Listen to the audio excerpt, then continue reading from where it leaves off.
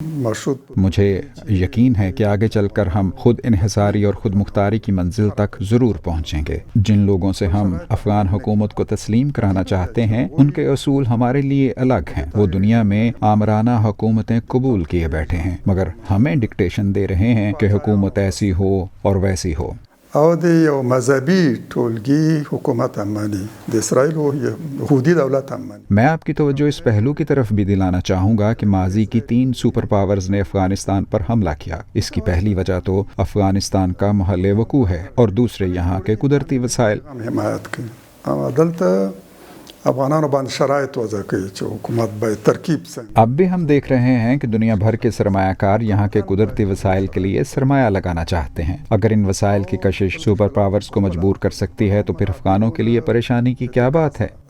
پر اقتصادي مشکلات دا وضاحت هم باید وکم چې د افغانستان استراتیژیک موقعیت اگر ہم خود پر انحصار کریں اور دوسرے ملکوں کی امداد کی بجائے اپنے پاؤں پر کھڑا ہونے کی کوشش کریں تو اپنے وسائل اور محل وقوع کی وجہ سے ہی ہمارا مستقبل تابناک ہے۔ شرط یہ ہے کہ ہم اپنے وسائل کا انتظام بہتر کریں۔ اسې نه دی راغلی د همدغو زیرمو راکش کړی دی د هغوی حرص پارولی دی استراتیژیک موقعیت یې داسې دی چې هغوی پارولی دی یا له شرق راسي یا له غرب راسي یا له شمال یا له جنوب۔ حکمت یار صاحب، آپ خود ایک جہاد کا آئیکن تھے اور پھر آپ ایک ریکنسیلیشن کا آئیکن بن کے ابھرے افغانستان میں۔ سب فریقوں کے ساتھ درمیان میں آپ ایک ایسی شخصیت ہے جن سے سب لوگوں نے مشورہ کیا۔ آپ کے خیال میں ریکنسیلیشن کا کام ختم ہو چکا ہے افغانستان میں؟ اب یہاں پہ کوئی ایسے گروپس موجود نہیں ہیں، کوئی ایسے لوگ موجود نہیں ہیں جن کا اختلاف ہو موجودہ حکومت سے اور اس اختلاف کو رفع کرنے کی ضرورت ہے؟ متاسفانه ځینو ډلو ایسا نہیں ہے۔ بدقسمتی سے اب بھی افغانستان میں ایسے لوگ موجود ہیں جو جنگ کرنا چاہتے ہیں۔ یہ وہ لوگ ہیں جو امریکہ کے اعلی کار تھے۔ انہوں نے افغانستان کے مفادات کے خلاف کام کیا اور یہ امریکہ کی غلامی میں اپنے لوگوں کو بھی بھول گئے۔ یہ وہی لوگ ہیں جو اس سے پہلے سوویت یونین کے لیے کام کرتے تھے۔ یہ وہی لوگ ہیں جن کے سرپرست افغانستان سے باہر ہیں اور انہیں جنگ پر اکساتے ہیں۔ ان لوگوں سے مفاہمت کی کوششیں ہوئیں لیکن ناکام رہیں۔ میں سمجھتا ہوں کہ اب ان سے مفاہمت نہیں کرنی چاہیے۔ فکر کوي چې بیا به د جنگ شعارونه دوی ته ډېر دوسری طرف افغانستان کی وہ جماعتیں ہیں جنہوں نے افغانستان کی آزادی کی جدوجہد کی ہے۔ ان جماعتوں نے نہ صرف زمین کے قبضے کی مزاحمت کی ہے بلکہ قوم کو ذہنی غلام بھی نہیں بننے دیا۔ اس لیے مجھے نہیں لگتا کہ باہر سے ہدایات لینے والے لوگوں کو افغانستان کے مستقبل کے فیصلوں میں شامل کرنا چاہیے۔ دوی راغونډول او د هغوی په مشوره راتلونکي سیاستونه وضع کول دا یو ضرورت له دې نه پرته نشي کېدلی۔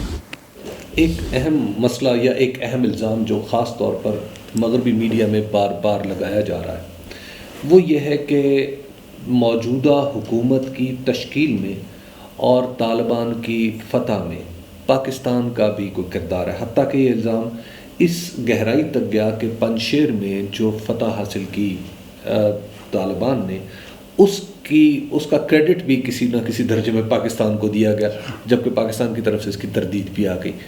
آخر یہ تاثر اتنا کیوں بڑھ رہا ہے؟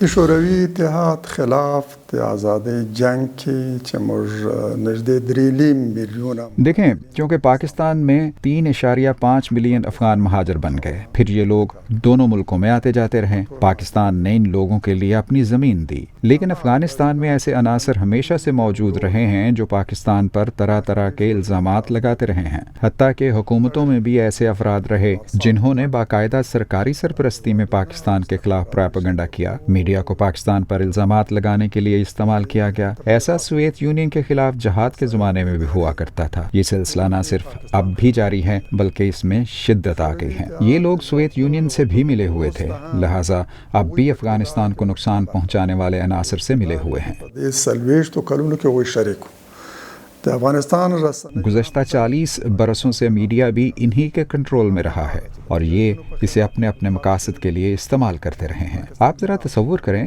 कि एक ही झूठ जब मुसलसल बोला जाएगा तो कुछ लोग उस पर यकीन भी करने लगेंगे। हत्ता कि भी पंजशेर के हवाले से कहा गया कि पाकिस्तानी तैयारों ने तालिबान की मदद की है। हकीकत ये है कि अगर आप पंजशेर के लोगों से पूछें तो वो बताते हैं कि उन्होंने सिरे से कोई जहाज़ देखा ही नहीं। इसी तरह कहा गया कि फ़हीम दश्ती की मौत ड्रोन हमले में हुई, हालांकि वो आपस की लड़ाई में मारा गया और उसकी लाश फेंक दी गई। इस मामले में सिरे से कोई ड्रोन इस्तेमाल ही नहीं हुआ था। इससे आप अंदाज़ा कर सकते हैं कि असल सूरत हाल क्या है। और ये भी समझ लें कि मगरब पाकिस्तान से खुश नहीं है, वही मीडिया को कंट्रोल करते हैं और मखसूस मौक़िफ़ का इब्लाग करते हैं।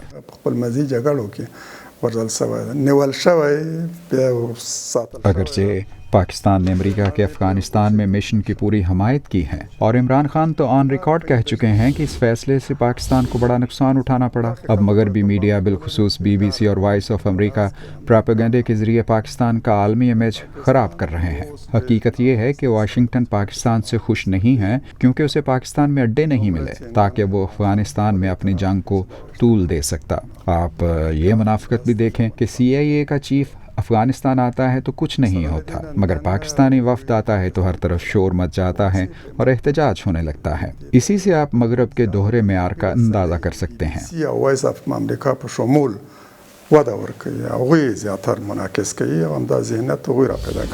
आपको क्या लगता है सर कि जो अभी गुज़श्ता 20 साल में नेट ऑफ वाच के ज़ेर निगरानी एक सियासी निज़ाम बना, उस सियासी निज़ाम ने अपने कुछ हमायती भी पैदा किए। आपको नहीं लगता कि उन लोगों को जो पहले नेटो या अमेरिका के साथ चलते रहे, उनको इस हुकूमत को भी साथ लेके चलना चाहिए और रिकन्सिलिएशन या अपने आइंदा आने वाले सिस्टम में इन सब लोगों को लेके आना चाहिए? इशगालगारानो या गंदा निज़ाम अफगानानो बांधे तपल है। गैर मुल्की ताकतों ने हम पर वो हुकूमतें मुसल्लत की हैं जो हमारी तो नहीं थीं। वो सब लोग जो अफगानिस्तान पर कब्जा करने वालों के साथ रहे हैं, उन्हें इसकी सज़ा मिलनी चाहिए। इन लोगों को जो आम मुआफ़ी दी गई है उस पर हमारे तहफ़्फ़ुज़ात हैं। ये लोग जंगी जराइम में मुलव्वस रहे हैं और अफगानिस्तान के वसाइल भी अपने इस्तेमाल में लाते रहे हैं।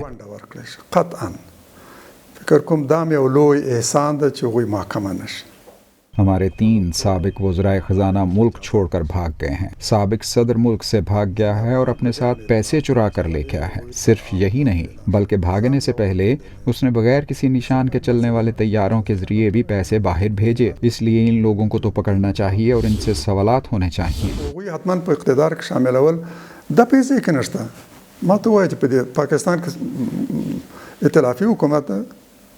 नवाज शरीफ और जरदारियां हुकूमत के दूसरा ये कि मखलूत हुकूमत की शर्त सिर्फ अफगानिस्तान पर ही आयद क्यों होती है? पाकिस्तान की तरफ देखें, क्या आपके आसद जरदारी और नवाज शरीफ मौजूदा हुकूमत में नजर आते हैं? आप खित्ते को ही देख लें, चीन, रूस, ईरान, सभी ममालिक में एक पार्टी की हुकूमत है, तो ये हमारे यहाँ क्यों नहीं हो सकती? इसकी कानूनी हैसियत का तयन अफगान खुद ही करेंगे। मैं ये भी कहूँगा कि अफगानिस्तान में दूसरे ममालिक के सफारत खाने खोलने में ज़्यादा जल्दी नहीं करनी चाहिए। जो मुल्क काबुल में सफारत खाना खोलना चाहता है वो पहले उन अफगानों को हमारे सुपुर्द करे जिन्होंने बदउनवानी की, जंगी जराइम किए, ताकि ये लोग अफगानों को जवाब दे हों।